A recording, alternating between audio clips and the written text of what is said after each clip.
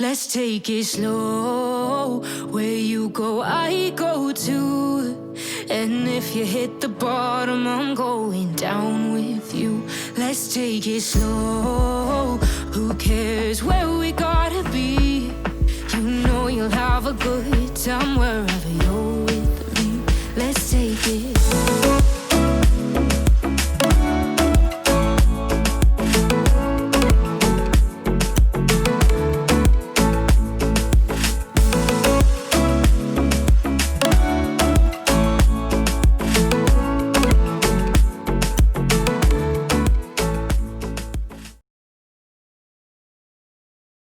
But right now, let's go into here, my favorite part of the boat, the workshop.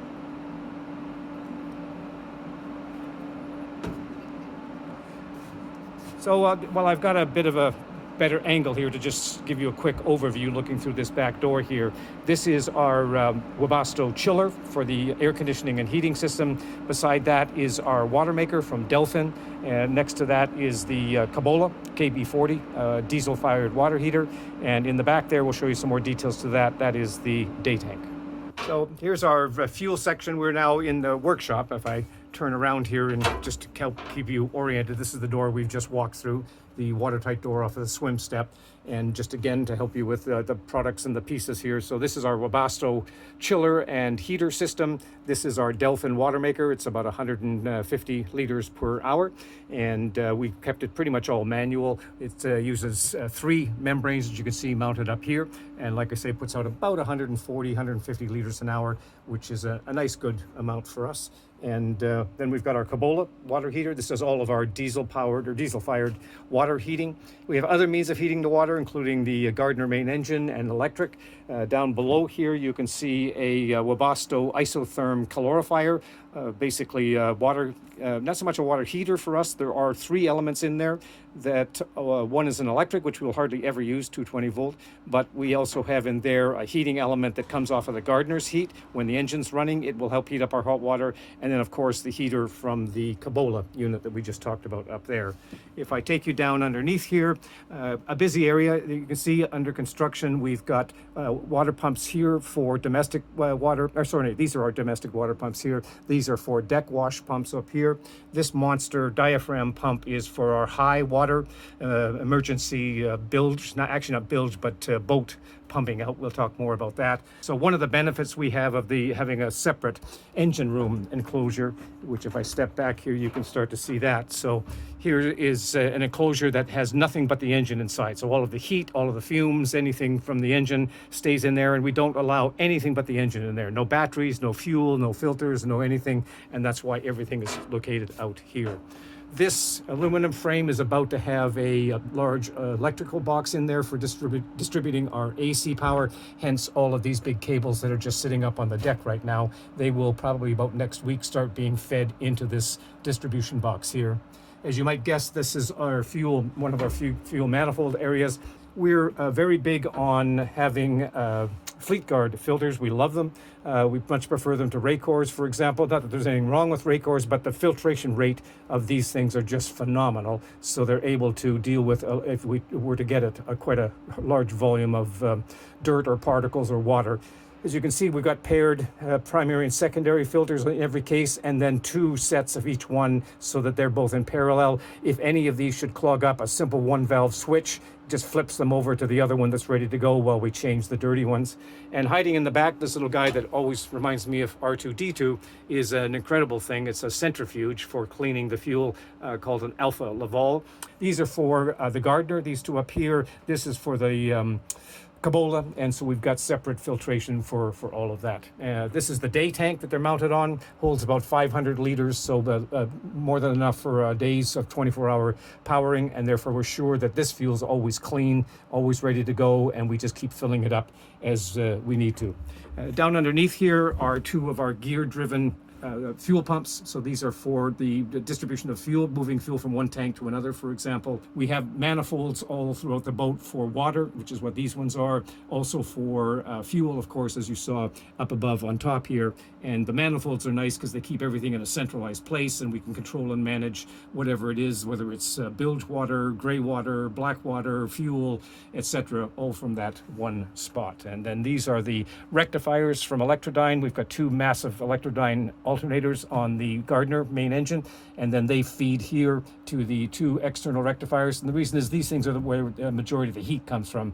If I remember my numbers correctly, about 2/3 of the heat of an alternator come out of the rectifier, or a very large amount anyway. So by keeping them off the alternator and out here in a relatively cool environment, and we've got fans on them, as you can see underneath here, so they stay very, very cool. And we're very excited about these Wakefield 500s, because these are monitoring both voltage and current to know exactly the state of the batteries and exactly how to manage the output from the rectifiers into the batteries and keep them just healthy and well charged. But what I wanted to show you now is our steering system. All built by Cobalt, Vancouver, Canada-based company. We're very familiar with them from our previous boat that had all Cobalt steering, and we just loved it. So we've gone with them again. Always good to go with what you know. And they've been just fantastic. We worked with them, frankly, for over a year to design this system and get it just right. So these are our two AccuSteer. That's what Cobalt pumps are named after. And these are HPU 400 pumps. We engineered the overall system here. If I take you down underneath, you can see the tiller arm that's all milled out of a single billet of aluminum, and then we've got a cylinder on each side of the tiller arm.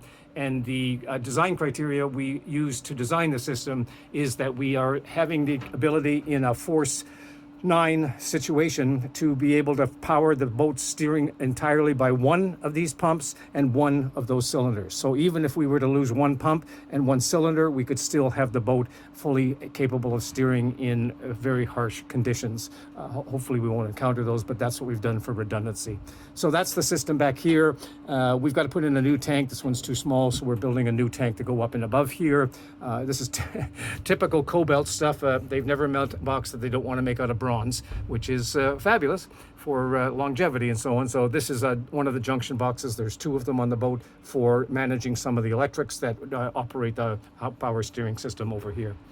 We have several levels of redundancy. If I take you back down underneath here and you look at this large hole here, in front on the tiller arm is another appendage coming up, a tab coming up with that same size hole, and that would mount a very large pipe that would come out and could act as an emergency tiller if we lost all steering control completely. We'd have that as a final backup. And then before that, if these hydraulic cylinders go, we have a if the pumps go, we have a manual hydraulic steering pump with a traditional steering wheel on it up at the main helm, and that can run these cylinders, or one of them if they're still going, and we lost all of the pumps up above. So we know the value of steering. We've been without it before, and it's not a fun position to be in, of course, especially on a power boat where you don't have sails to help steer you, and therefore we've got at least 3 levels of redundancy in our steering system.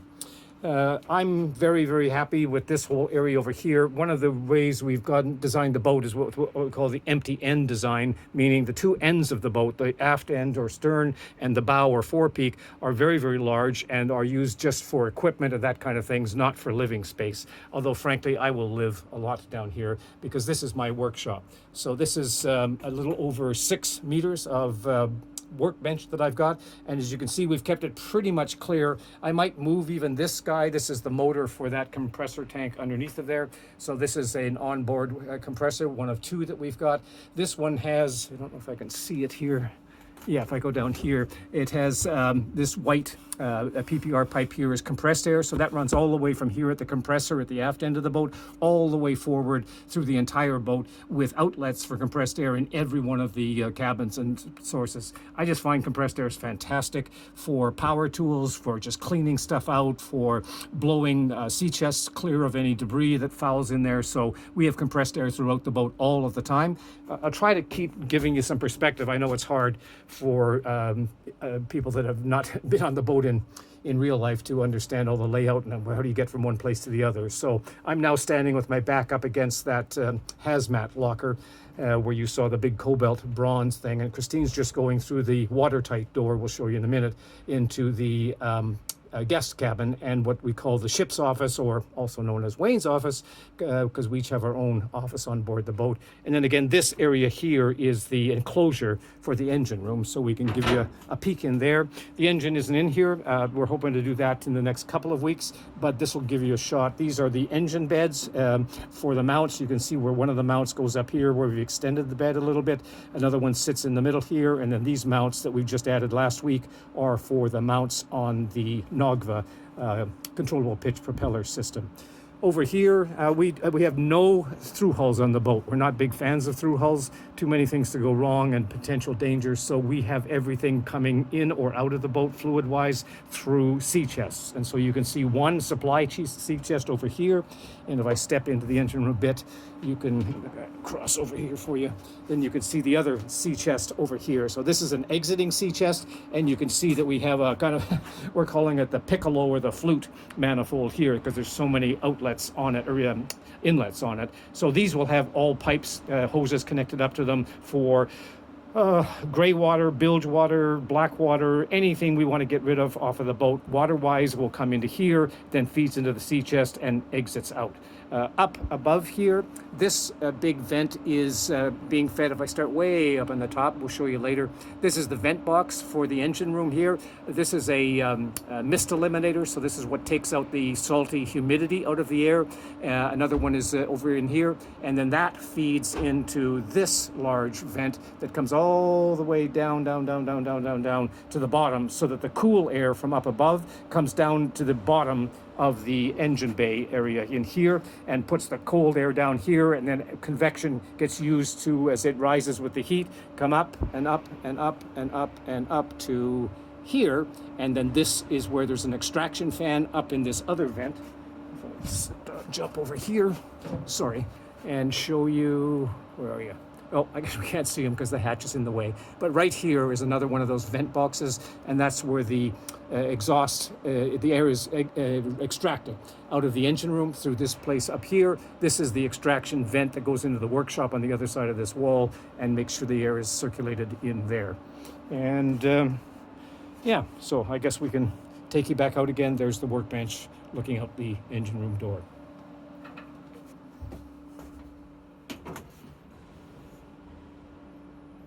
So here's the watertight door you saw Christine in a little bit earlier, perhaps. We've got them covered up, of course, right now. We love these doors. These are made by Bofor, a Turkish company that just does absolutely fantastic work, just incredibly well engineered. These are built so that even if we were to somehow manage, I'm not sure quite how, but if we were to even fill up this entire workshop with water, or the other way around on the other side, these are, we have 6 dogs, as you can see here. That's what these are called, these handles that securely latch the door, that are able to withstand all of that force should it be ever necessary to do so. And just before we walk out, I can show you, we have a policy of keeping all of our wiring, all of our plumbing as exposed as possible, not covered up. There will be a light covering here just for safety reasons, for with a thin sheet material. I can show you a little bit of, yeah. So you see this stuff back here, this Lucabond or Naturabond stuff right here. This is about 4 millimeter thick, thin layer of aluminum on either side, and a sandwich in the middle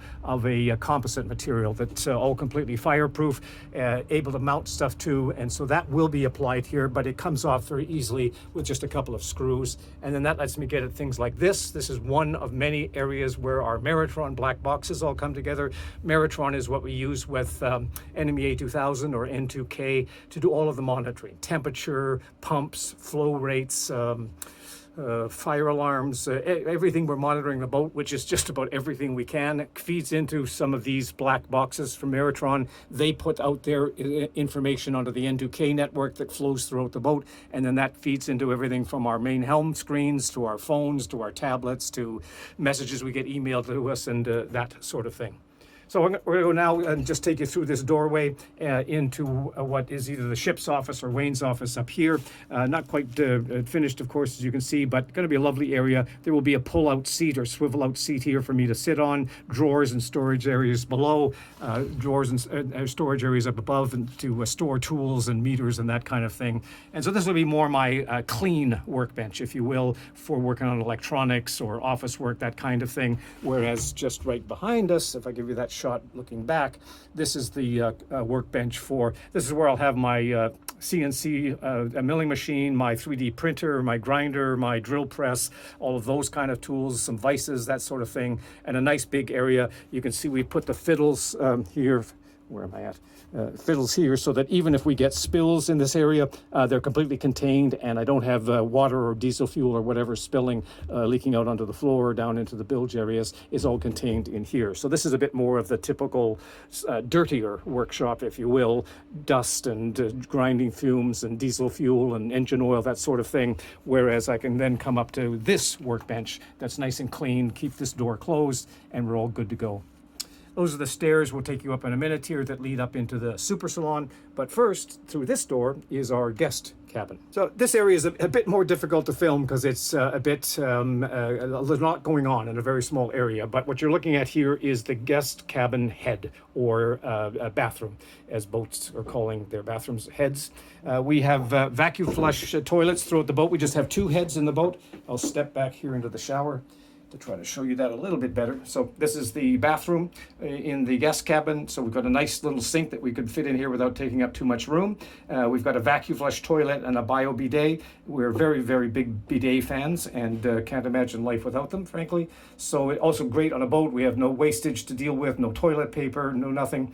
And then we love the vacuum flush toilets. We've had them on previous boats and they just are absolutely reliable. They work great. I don't have to explain fancy pumping and valves to guests that we have aboard. It's essentially the same as an airplane. So if you've been on an airplane and you've been to the bathroom, you know how to run this toilet. You just basically push one lever and out she goes with the vacuum that's generated in the basement. We'll show you that in a little bit from now.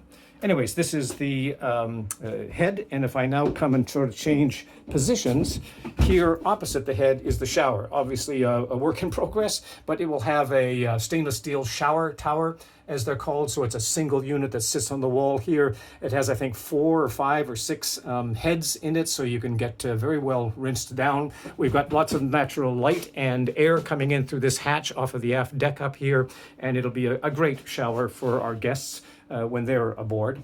And then I see how the light's going to work here. Oh yeah, not too bad. So now we enter what might be Captain Christine's favorite area, which is her office.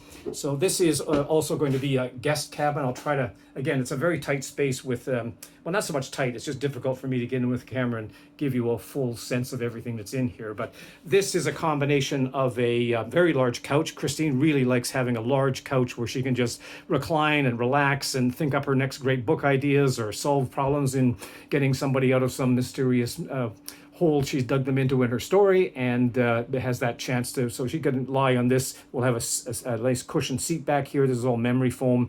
And then these are I've used these in furniture before. So this is just interlocking slats, and you can see how it's just a T-slot kind of a system. So it works really well. It's really, really solid. So no springiness on the bed other than the mattress that you want. And then this just pulls out, and actually, believe it or not, by the time you pull this all the way out onto this floor area here, so this pulls all the way back to here, and this becomes a queen size bed, so plenty of room again for our guests. Some storage back here, and then these also are removable so that they are giving me access to the water lines. You can start to see a little bit of what's going on back there if I get down here. So there's all sorts of lines going everywhere in the boat, and having access to everything through places like this. And then every panel in the boat, pretty much, like these ones, for example, and these ones are fastened with fast mount. Same thing with our ceiling panels. So these are just snap in place panels, and they snap in, snap out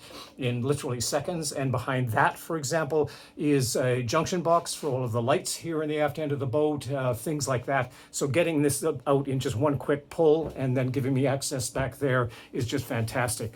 And then Christine's just about to pull this out. This is our Pullman berth here in the guest cabin, and that comes down and gives us another berth, maybe for, it actually fits a full-size adult. It's 2 meters in length, a little over 6 feet, so you can sleep in there quite comfortably, and it's a pretty reasonable width. We haven't added the support line, if some of you are wondering, that will go in here. Over on this end, you can see how it is supported by the This is where actually Christine's printer and stuff will go. But this is going to be great, we think, for another guest, or even just maybe people would like to have it down to put their rollerboards on or something like that.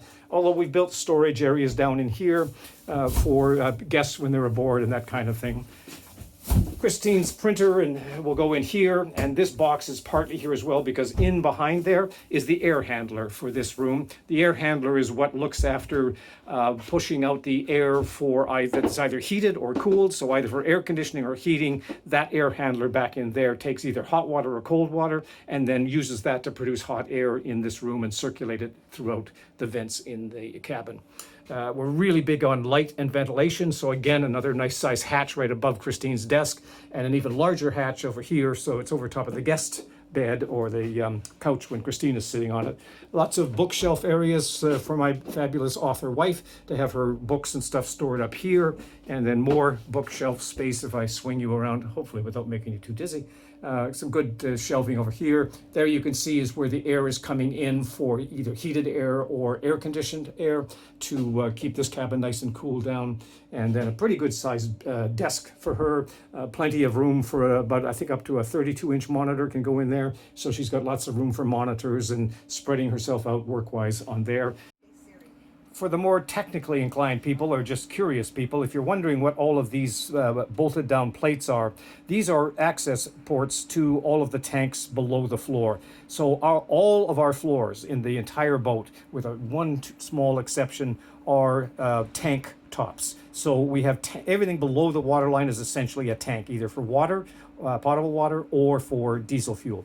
And some gray water. And therefore we need access to these tanks periodically, once a year or something, to just inspect them, clean them perhaps if they might get dirty, that sort of thing. And so that's what all of these aluminum plates are. And peeking out here, what we're really excited about, this little red guy here is a piece of 15mm PEX tubing. And you can see perhaps that it normally will sit down there in its groove like that. And then this has hot water being pumped through it. And that is what heats up the floor in the boat. So we have 50mm of rigid foam board underneath. These grooves have been routed in there. Aluminum tape's been put down to help reflect it. Then 12mm of marine plywood on top, 5mm of vinyl flooring, and you got yourself some very, very lovely heated floors. Okay, let's go up these stairs then, and passing, as I've described it to you, the one of the circuit breaker control panels. This one's at the aft end of the boat. If you've been watching the blog for a while, you've seen several blogs showing Helmy's putting in all of these junction blocks. So these are all going to the consumers throughout the boat, all the lights, the stoves, anything that's using electricity, consuming electricity. This is what these wires are for. And then now they will be adding in the circuit breakers that fill up this sort of whole space here that then provide the power to those ones and to those consumers. And here's another set. Where we have space to do so, we've got little alcoves like this one. This is kind of our internet alcove. So routers, bridges, relays, switches, that kind of thing fits in here. A nice little hinge door, so easy to access. And I'll give you a peek in behind here. The construction of the boat and the design of the boat is such that we end up with these lovely, huge volumes underneath what is actually the side decks when we take you outside. So up here, this ceiling up here, this is the side deck that you'd be walking on going down the side of the pilot house of the boat. And what it gives us is this lovely space here for either accessing things such as the wires and the pipes that are along here, maybe installing something. This is where the lines from the compressors downstairs in the basement into the refrigerators would be, for example. So it just gives us very, very good access. This box you see over here, this is the main control box for the in-floor heating system. And we'll talk to you more about that when we get down to the basement where the pumps for that are located. Okay, so let's continue here and we'll move our way up into the super salon, which we're finding is even more aptly named than we thought, perhaps. And a quick orientation for you for the super salon. This cabinet here houses two large refrigerators, matching door opening refrigerators. We'll show you that in a bit more detail. Can't quite see them now, but just in and around behind there is the cabinets for the two freezer drawer systems. Then we have a 50-inch monitor over here, partly for entertainment, partly for displaying boat data. The main helm, the helm chair will sit about where that fan is right now. And then if you've been watching the blogs, you've seen recently us putting in the main helm station. This little angled wall is part of the helm station, and this is the stair down into the master cabin. And then over here we've got the dining area. We'll show you that in a bit. And where Christine is standing right now, of course, is the galley, which she's appropriately proud and pleased about, because it's starting to take shape in the last couple of weeks here. So let's go down inside and show you around the galley. So we come down our stairs here. It's a bit of a design challenge with boats in general, that on the one hand you'd like to have some room and space, on the other hand it moves, sometimes rather violently if the weather gets really nasty. So things like coming up with this distance here is a fairly critical one, so that we end up with enough room that it's not crowded, you don't have to turn sideways, or that two people could go through, and yet it's small enough you've always got a handhold right nearby and you can grab onto things, as you can see Christine doing there. Inside the galley here, a fairly straightforward layout. We're very, very excited and happy about this. I don't know that the color is going to come through very well in the with the lighting we've got, the shop lights we've got here, but this is a turquoise colored marble, all natural. So believe it or not, even though it looks like it's been added on, this is actually part of the marble itself, this gold fleck inside of here. And so we're just delighted with both the color and the effect, and having nice solid marble. We did a lot of weight budgeting, saving weight everywhere we could, and we do that so we can spend some of our weight budget with things like marble countertops, which are just so nice to work on, keep clean, and pretty much last forever. We got a nice big double sink up here that you can see, and a nice pull-out faucet. These are the newer ones that have got a magnetic holder there, which we think is just great, instead of the ones that wear out over time and break. So that'll be good for filling pots and stuff.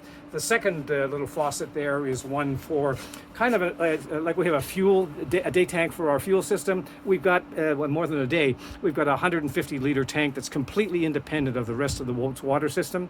We carry about 8,000 liters of fresh water, and we use that for ballast more than for drinking and potable water. But we have a separate system that only goes to this tap, and this tap therefore will always have guaranteed 100% clean and safe water for us. We're also in the next update to the boat, which we're already discussing, believe it or not. We'll do things maybe like have that run through one of our refrigerators, and therefore that would always be chilled water coming out of there.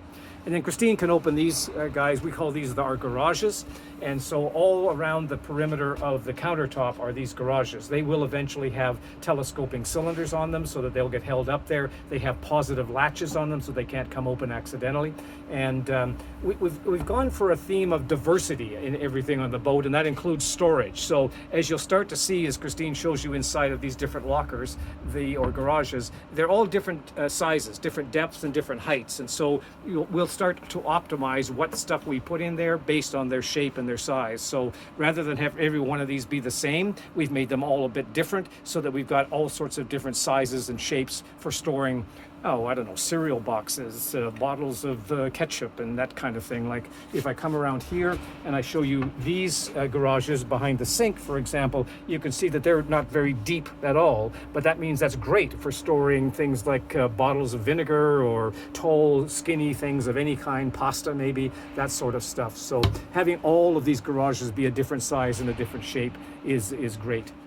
We're doing the same sort of diversity thing with all of our drawers. So we have some humongous drawers like this one. We've decided to go with all drawers. We don't have any cabinets to speak of. Well, that's not quite true. We have a very large cabinet, typical under sink cabinet here. And so that one will give us lots of storage space under there. But when it comes to the drawers, we like them much better than cabinets in terms of efficient use of space.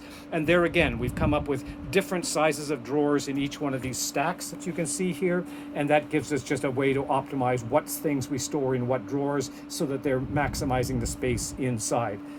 You might have been noticing that all of the drawer hardware, one of my requirements was that there be no exposed hardware. You can't see any hardware. This, of course, will have a drawer face on it, but these things all come out and all of the hardware is hidden underneath. Very easy to remove and take the drawer all the way out if you want. And they all have, of course, the impossible to slam kind of, whoops, I didn't catch that very well, did I? So they all have the hardware feature that means that they've got this lovely soft close. And similarly, they've got got a bit of, what would you call it, a little bit of pressure it takes to be able to pull this drawer open. And so that means that when we're just in anchor and we maybe don't have the latches all the way on, it would still not be having drawers coming out inadvertently.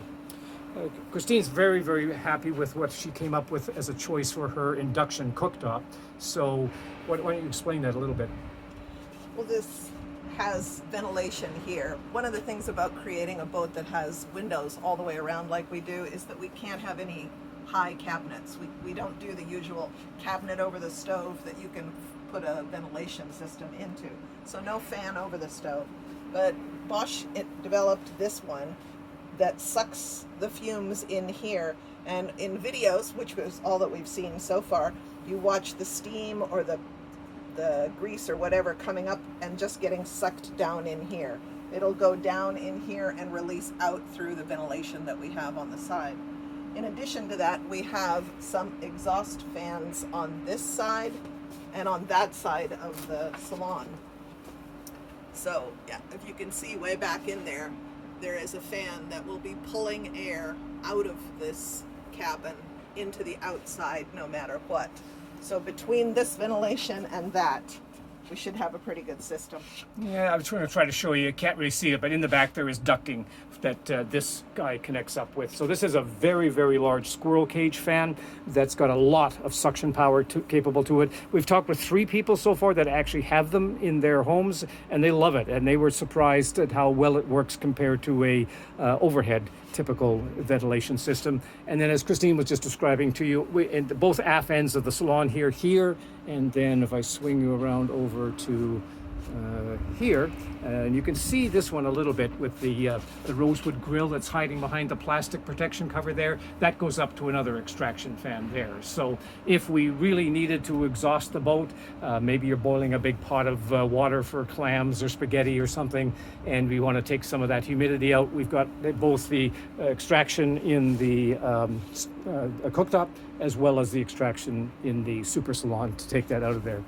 And then, like I say, we've just tried to provide also diversity. So all of our countertops are of a slightly different size. So again, I think we'll start finding over time what's the best place to chop your onions at. Or we liked this idea here. You'll see how we stopped the garages here at this end of the boat short to give us this open countertop here. So I can be standing there maybe and chopping stuff up, or one of our guests can be there chatting, or family with whomever's in the galley here, and you can have a nice conversation, but the countertop is available for you to do whatever you'd like to do on that. It's also good because this is going to be our main seating area and eating area, so it's a great place to put plates down and whatnot for a person to transfer them over to the settee. Yeah, again, it's always hard to photograph stuff. It's like trying to photograph the Grand Canyon or something. But this is our settee, an L-shaped settee area, all cushions and stuff, of course. And then in this slightly different color thing, this has got that solid wood all the way to the floor decking. So this is what our tabletop or our table pedestal will bolt to.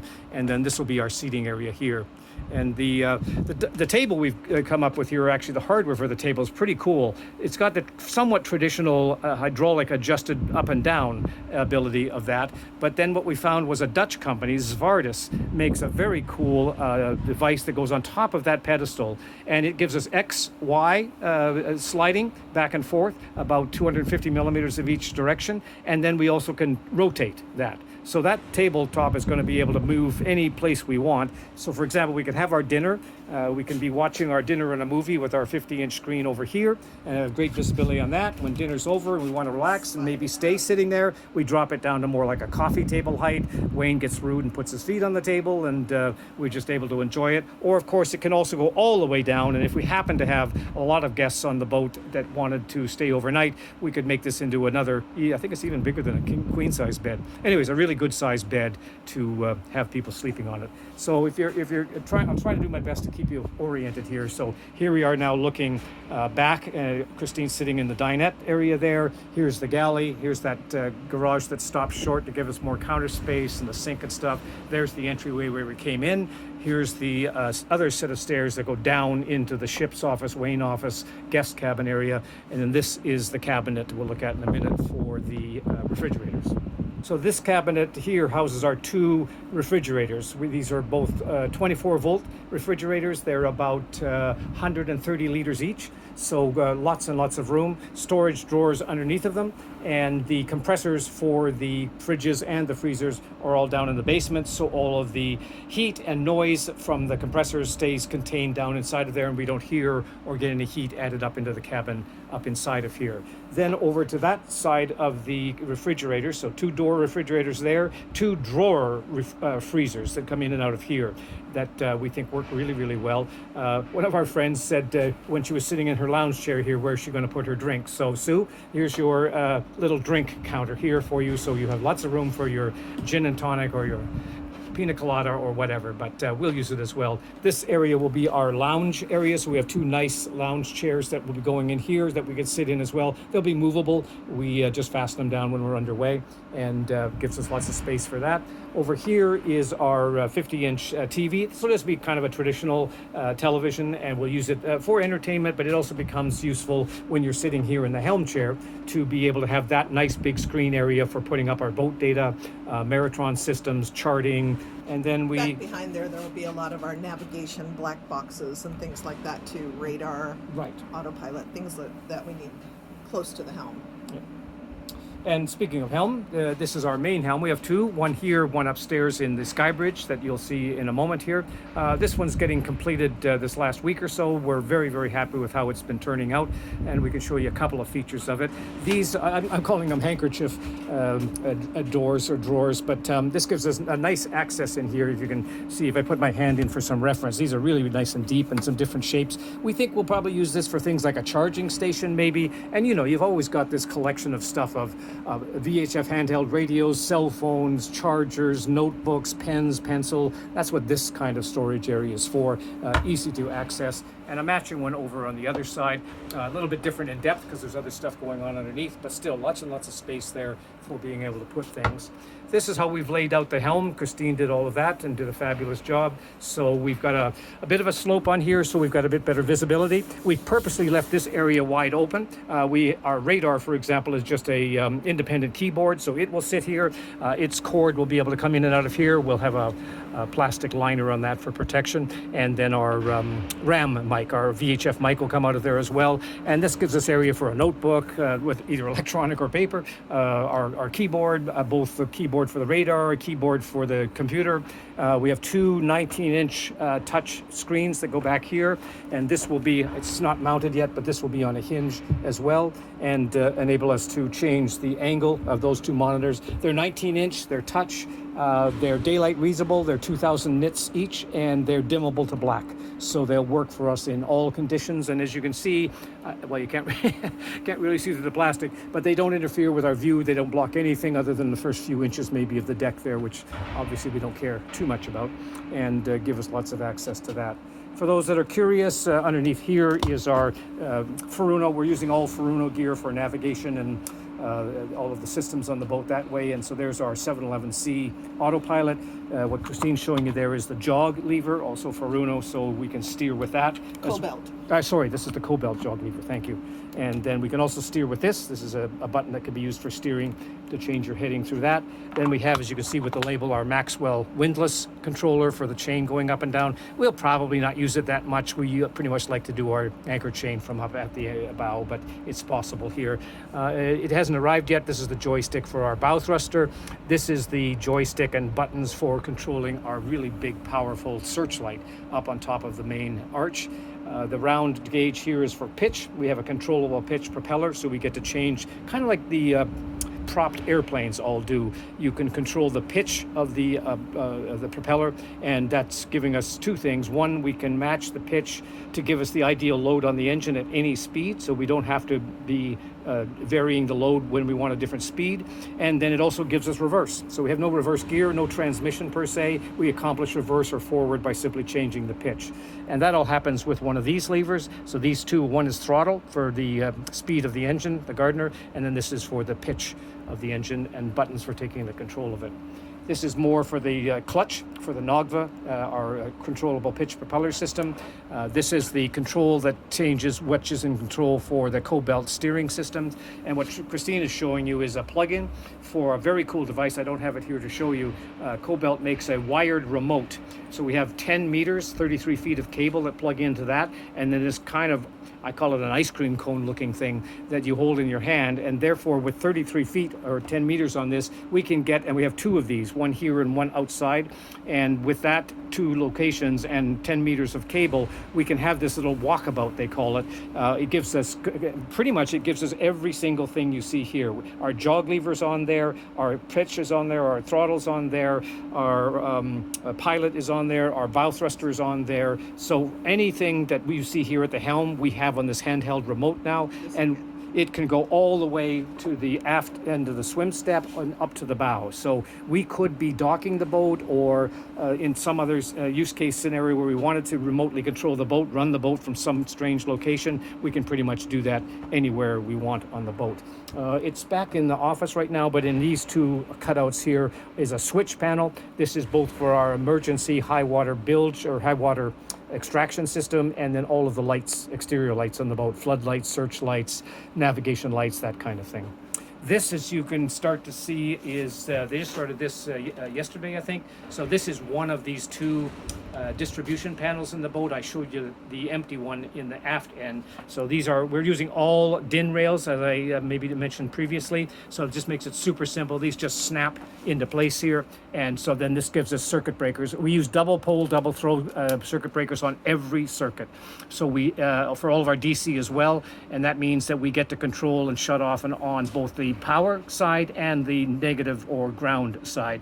And just makes it possible for us to keep the ground completely isolated, and makes it easy for tracking errors or systems that when I have to maintain them. This thing is just on a hinge, and then these wires will soon be connected up into their respective junction blocks that Hilmi's already wired up down in there, and then those go to the consumers of those particular circuits, whether those are lights or bilge pumps or ovens or fridges, whatever. Again, giving us access to everything. Here's a removable door up at the front wall of the helm, so that I can get at the cables that are soon going to fill up those cable trays. All of this little tiny collection of cable here. We have a lot of cable on the boat, as you can imagine. Yeah, Christine can show you here. We've made this, again, we always think about maintenance and serviceability. So here's the, just a hinged up, we'll have a latch on it to secure it, but it's pretty heavy. It'll stay down most of the time. Yeah, if you just hold that up for a minute, we can give them a quick tour. I mentioned elsewhere, or maybe later, I'm not sure how we're going to edit this, but this is our manual Helm hydraulic steering pump. So there will be a hole here, and we'll have a traditional steering wheel in a cupboard. And if we lost all of our normal powered hydraulic steering, we would be able to insert a steering wheel in through this hole onto this shaft. And now this is a manual hydraulic steering pump that is plumbed with through here all the way back to those cylinders on the rudder of the boat in the back. And therefore we could take manual control of the boat if we had to. So that just plops down, and then a similar hinge on the monitor support board up there to change its angle. The other thing we're really happy about is this system here that we've come up with for ventilation. What we've got here is a set of vents, as you can see, these grills cut into the overhang. So that's the overhang of the roof of the pilot house over top of the bow of the boat. And because we spend 99% of our time at anchor, we know the wind direction, which is straight over the bow, because that boat just swings around to align itself accordingly. So you end up with a nice high pressure zone right in here, and we're taking advantage of that by taking that high pressure of the air coming aboard the boat, and we direct it into a big air plenum up above this plate here, and then these 5 pipes have a diffuser that fits up through the ceiling panel, and we get to control, does the air go sideways, 45 degrees, straight down, whatever. And then because the boat is also meant to do a full rollover, Lord forbid, if I try to show you up in here is a threaded knob, and that's because if we really got into very, very rough seas and we thought that there might be a chance of seas big enough to give us trouble, then we can just come here and manually completely block these things off. So even if we took some giant wave over the bow and it came up and somehow managed to get water in there, it couldn't get any further and would just drain back out through drain hoses that are there. And then I'll show you better when we get up onto the sky bridge, but while I'm here, I can show you that there's a second plate with 5 more of these vents, another very, very big air plenum up here, and this gets fed its fresh air also over the bow, but up through a giant wind tunnel underneath 3 of our solar panels that I'll show you a little bit later when we get up onto the fly bridge. And you've maybe been wondering, what is that giant gaping hole in the floor in the super salon? And the answer is, that's our basement. This, of course, will have a hatch, an aluminum hatch covering that's hinged up like this and on a hydraulic cylinder, so it's easy to open and close. But the entire floor of this entire super salon, so everything from that back bulkhead back there, all the way up to the main helm here, everything underneath of us is the basement. So when you lift up the hatch, we've got a nice set of very sturdy diamond plate stairs that can take us down into the basement. On the way, we go past this other fuel manifold. You might have seen the other fuel manifold in the workshop.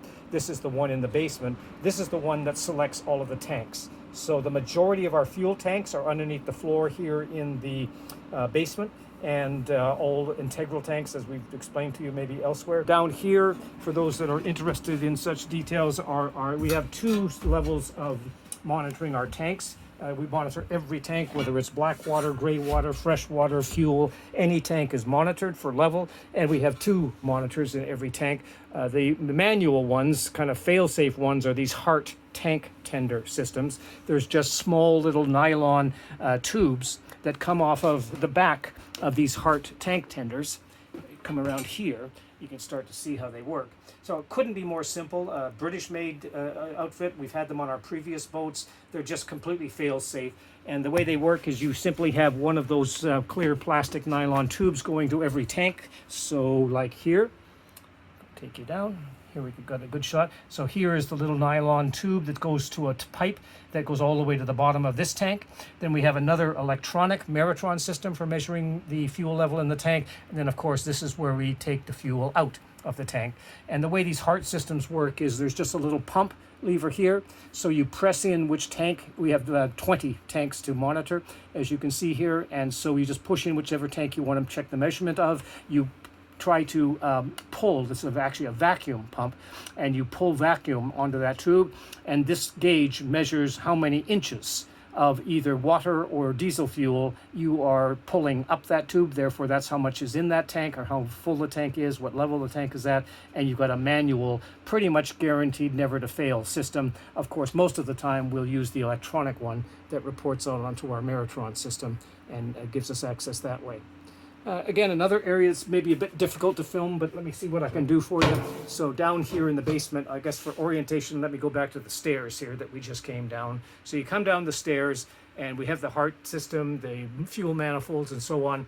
Over here in this corner, this is, again, more future-proofing. We're choosing to go with passive stabilizers, paravanes, for the first year or so and see how they work. We think they're going to work out fabulous, but we've designed and built the boat to have active stabilizers, either fins or Magnus effect stabilizers. So the framing of the hull has all been designed inside of that cofferdam, as it's called. So this is completely watertight and sealed, hence the cofferdam name. And when you take that plate off, inside is all the framing for putting in a stabilizer. So kind of like the dishwasher we explained to you, and the washing machine that we don't put, or the dryer that we don't put in, the cupboards and for those are sized and plumbed for that. Same idea here. If you wanted to add active stabilizers, maybe we'll change our mind, or another owner would want to do that, or another person having one of these boats built could do it. That houses a active stabilizer setup. We use aluminum tanks that are below all the floor. So all of this aluminum you see here, this is all the top of tanks, and hence all of the access ports to it. The one exception for us is black water, and it just is too acidic to, it would start to maybe etch and give you trouble with the aluminum. So the two Blackwater tanks. This one here at the aft end of the basement and another one in the forepeak, we'll see in a minute, are for the Blackwater holding tanks when we need to use those, and keeps that Blackwater separated out. The vacuum flush toilets I mentioned to you, this is the vacuum generator. So this has just got a very simple diaphragm pump on it, and we have these Sealand vacuum pumps, diaphragm pumps throughout the boat. So we've got the same pump being used for a lot of different things. Therefore, I don't have that many spare parts I have to keep. Easier to maintain, easier to get my knowledge up, although I've had these for, I don't know, 20 years or something now, so I'm pretty familiar with them. Anyways, this guy just generates vacuum that's connected up to the underside of the toilet bowl, and when you flush the toilet, it simply opens it to this vacuum. All of that waste comes into here and then gets put into the Blackwater tank and gets all looked after that way.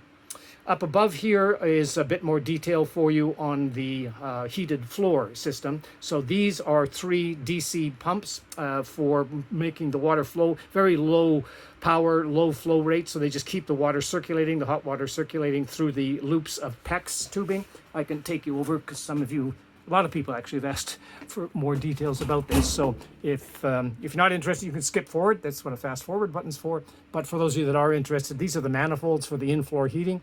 So there's 3 loops independently for the floor heating, one in each cabin. So the master cabin, the super salon, and the guest cabin all have their own independent heating floor system, and hence there's 3 systems here. These are flow meters, so we know how much water is flowing. We know what the pressure in the water is up in here, and then this is the return line. So red for supply of hot, cold, blue for the cooler stuff coming back, and then just recycled through. And the little pumps here, the DC pumps, 3 of them altogether that can take each loop. And then this is the PEX tubing that will get hooked up to those manifolds, and there's a set of 6 PEX tubes, 2 one supply, 1 return from each of the zones.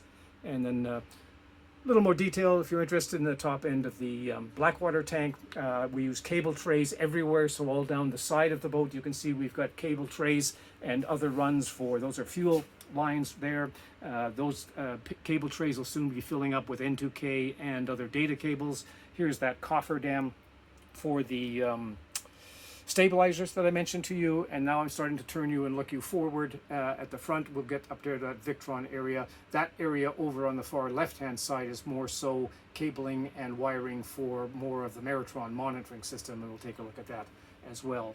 If I spin you all the way around, I'll try not to make you seasick here, then we have, I described to you if you watch the galley segment, the fact that we have an independent 150 liter tank, which is this one right here, for water, just in case somehow, we have 6 other water tanks built into the hull, but if any of them were to be contaminated or emptied, whatever, we'd always know we could have at least 150 liters of water, which would be enough for many weeks for us if we had to. Another good example of sea chest uses, this is an exiting sea chest, just the one in this basement area here, and then same sort of idea of a manifold with all of the different individual pumps. Most of those are bilge water pumps, and so if the bilge has got water that is getting pumped out, it comes into that manifold here to one of those, into the sea chest, and then straight out to the boat. I think if I can aim you down here, there you go. So that would be water normally underneath the bottom of the hull. There's a plate on top of here that we just use to keep it closed off. However, the water line is way down here on the boat, and therefore you could take this lid off if we have a clog or something, and you'd have no water coming into the boat whatsoever. And then these other lines over here are anything from fuel lines to gray water lines and so on that are getting routed down in there. I'm not going to bore you with all of those. This one might be interested, this larger PVC pipe here that comes all the way across and across. And then, where am I here? Down, if you're following me. This is the circulation of the air from the battery boxes. So below this lid and below that lid, I'll see if I can lift one up for you. I think it's loose. Yeah, there we go. So here are a couple of we have 24 of these batteries altogether in here in 3 different compartments. And so these are our Firefly carbon foam batteries that are just getting connected up here. Some of you have been interested in following along with the T-class fuses that we're using for each battery bank. So 6 of these batteries are wired together in series to form a 24-volt battery, and each one of those individual batteries you see here are L15 plus Fireflies. They put out 4 volts at 450 amps. or 2 volts at 900 amps, and then we connect those together in a combination of parallel and series to give us a grand total of 1800 amps at 24 volts, and that's our battery power, and frankly that's our fundamental primary source of power in the whole boat. Then we have, again, one of the benefits of the basement. So we're able to erect these kind of walls by simply building in vertical connectors from the floor to the ceiling, and then use those to mount anything that we want. In this case, as you can see, this is kind of Victron City back here. So we have Victron for all of our electronics. Again, going with what we know. We've had them on our previous boats. We love them. They are bulletproof. They've got great user support, big community around them, and we just love them. There's other good ones around. I'm not putting anybody else down. I'm just saying that this is what we know, this is what we've used, and this is what we're going to use on this boat. On our boat, we have all 4 voltages, so to speak. We have 12 and 24 volt for DC. So, for example, this is one of our DC to DC transformers. This converts our standard voltage on the boat is either 24 volts DC or 220 volts AC. And then we convert down to 12 volts for those things that might need it. There's still a few things we have around the boat that are running on 12 volts, and so that's what that little Orion box does. Then we have 120 as well. We're both very geeky. We've got a lot of ex-appliances and things like that from our days in North America. We have guests from North America or countries that are using 120 volts. So these are 2 inverters here that put out 120 volts, inverting it from our 24 volt battery banks, and therefore there's plugins all throughout the boat. So if you're coming on board as a guest and you've got a hair blower, or you've got anything that's needing 110 volts, no problem. We got you covered. 120 volts at 60 hertz. And then elsewhere on the backside, I'll show you in a minute, are 3 much larger inverters for 240 volts. This is our main DC distribution box. I'm not going to spend a lot of time on it. We go into that at great detail on the blog if you're curious, but here's a video shot for you. These are the big copper bus bars. This is the positive bus bars. You can probably tell with the colors of the wires. And then we have similarly a bus bar here. A bus bar is just a big giant connector. So this is all solid copper. I can zoom you in a little bit here and show you that. So this is just, this is solid copper. Each one of these is 10 millimeters thick and 50 millimeters wide. So it handles a great amount of amperage with ease and absolutely no voltage drop. And then just makes it so simple and so easy for us to pull the cables off of there, either through switches or straight off of there if we're taking them out. Or we have a couple of remote controlled high amp switches in the back there for our distribution boxes. I mentioned this is our isolation transformer. We hardly ever have shore power because we're just never in marinas, but we wanted to have the ability to do so. Again, something we've had before. And the great thing about these Victron ones, I think other guys do it as well, but the isolation transformer both gives us an absolute isolation from ground, but the other really helpful feature for a world cruiser is that I can give it any voltage coming in, anywhere from about 110 to 240, and I can then put out anything on the other side. So just by simple, and this one does it automatically. So it senses the voltage coming in and just says, yep, I'm good, I'm fine for that. And then equally lets you determine what voltage do you want coming out, anywhere from 110 up to 220. So they're super versatile when you're sailing around the world and have different voltages that you need at the time when you're on shore power. Up in here is a set of circuit breakers for our DCRs, our direct current relays. So I won't get into that detail, but another set of relays for those. And then a whole bank full, one of many, Meritron black boxes and other systems back in there. And then let me see if I can do it. It's never going to be easy to show you the space in behind this wall. But if I try to swing around here, here's our, another a little bit unique perhaps for us is we've ended up putting in an independent or individual MPPT controller. So those are 14 MPPT controllers, and those ones connect each one to an individual solar panel. So every one of our 14 solar panels has its own MPPT controller. In addition to just better overall efficiency, it gives us great ability to manage any shading. So if any solar panel has shading on it, this says having an individual MPPT controller means that's only the effect that that shading has on that one panel that causes a change in our output.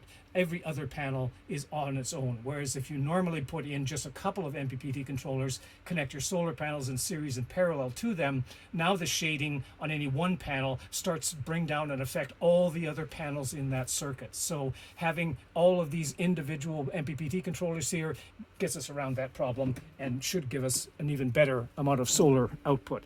This gray box in the middle here is the centralized junction box and more circuit breakers for all of that solar power output. Oh, sorry. And lets you control that. And then the stuff that's going to be a little harder to film for you, I think. But I'll see what I can do here. So here's the best I can do for now. I got a limited amount of light in here today. But these are the bank of the 3 Victron inverters for 220 volt, 220 to 240, and then a big, huge, you can barely see it at the far end, AC control box that has all of our circuit breakers and switches in there for that. So let's go down this stairway here. This is one of our 3 staircases in the boat, or maybe it's 4, I don't remember. But and we make most of our staircases have a little bit of a twist to them, partly for safety, frankly, and a little bit of design. The nosings are in there. All of the treads will be that high-level vinyl, 5mm thick vinyl. It goes in there, and then this is the doorway into the master cabin, which we're very happy about. So let's take you down there.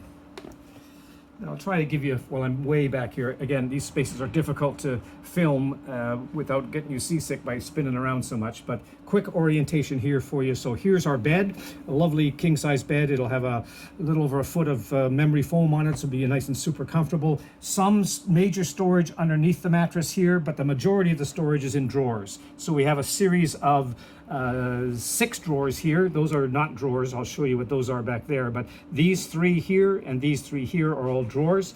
And Christine, you can maybe just pull one of them out so they can just see how that works. Kind of obvious, I guess. We don't have the latches on them right now, so here we go. So you can see that those are very nice sized drawers, and they pull all the way out. Again, all Blum hardware mounted underneath, so you don't see any of it. All soft close, and very, very lovely hardware system. And then on the other side of those drawers here behind Christine is our bureau of drawers. And the top 2 rows are actually drawers, as Christine's showing you there. And they're actually surprisingly deep because the hull is on the other side there. But as the curve of the hull comes in, they get a bit less deep. And so we've just made them with fold down doors. And we'll have smaller little canvas or something, dividers in there for giving you room to put stores and stuff. This is an area here we're going to use for art display. Over to the side, again, pretty hard to show you, but this door here gives us access to a big, huge hanging locker that's in the back there, and Christine can just sort of pull that open. I'll show you from the other side, and you'll see how that works a little bit better. Elsewhere in the cabin, just again to help you with orientation, this is a little walkway area. So this is the way we sleep. This is Christine's side of the bed. This is mine. So she gets to go up a set of stairs where she's at right back there, and then has a nice little floor area here. So easy to make the bed. All 3 sides are open. You don't have to go scrambling over top. Either one of us can come into the bed, out of the bed without disturbing the other person. So it's a very nice design feature to have for that. So this blue-gray, hard to see behind the plastic, but that's leather-covered panels. Again, all removable. So all of the wiring and the hoses and everything else behind there, we can get access to by simply grabbing any one of those panels, and they just pop out and give us that access. Then Christine's got a nice little kind of cool floating almost bedside table for alarm clocks, phones, books, glasses, that sort of thing. A little bit different color and more padded headboard here. Things like these are our climate controls for inside the boat, both the heated floor and the air conditioning heating system. These will be 2 reading lights, one for each of us on either side of the bed. And then if I step way forward, technically, on the boat, and look back, there you can see that there's the other 6 drawers for the underneath of the bed platform. So lots and lots and lots of storage. Now there's a better view for you of those little stairs. These are vents for supply air that go into the air handler that's hiding underneath here. And that air handler is what takes the either chilled water if it's air conditioning or heated water if it's heating, and then puts that hot or cold air out these vents up above here to give the room either heat or cool air. Lighting and ventilation's always our biggest concern and priority. So again, a giant hatch right over top of our bed, which is just fabulous to be able to sit there and look up at the stars, or just leave it open and have great fresh air coming into it. And then similarly here, if I spin you around, you can see another very, very big hatch. These hatches are 28 inches square, so 700 millimeters, so they are very, very large. And this one is specially put in here or positioned here so that even if it was pouring with rain, we wouldn't have to close that hatch, because it's just coming into our completely sealed shower and head area here. So we'd still get lots of fresh air, but we wouldn't have to worry about the rain. And I'll show you a bit more of the details of the head, but one of them is that these two, this whole area, these are two glass walls. So this 90-degree corner is all glass, and our incredibly talented friend Sherry has designed a fantastic freeform, aquatic, Pacific Northwest Indian themed design, and that's out being etched into the glass right now. And so in a little while, hopefully a couple of weeks, we'll be able to show you this corner area with the glass, etched glass all set into it, and then a door, that just a traditional door that sits in here for the head itself. Then up at the very forward end of the cabin, on the other side of this watertight bulkhead, is our forepeak, and we'll show you that as well. But this is a typical storage medicine cabinet kind of thing. The sink's not in there, but the sink's a matching one to this guy over here. Different shape, but same style and color. And that sits over here on top of the rosewood countertop, two drawers underneath it there. And then this whole segment of the wall here has got a washer, we'll show you in a minute, as well as more storage underneath. Let's take it slow. Where you go, I go too. And if you hit the bottom, I'm going down with you. Let's take it slow. Who cares where we gotta be? You know you'll have a good time where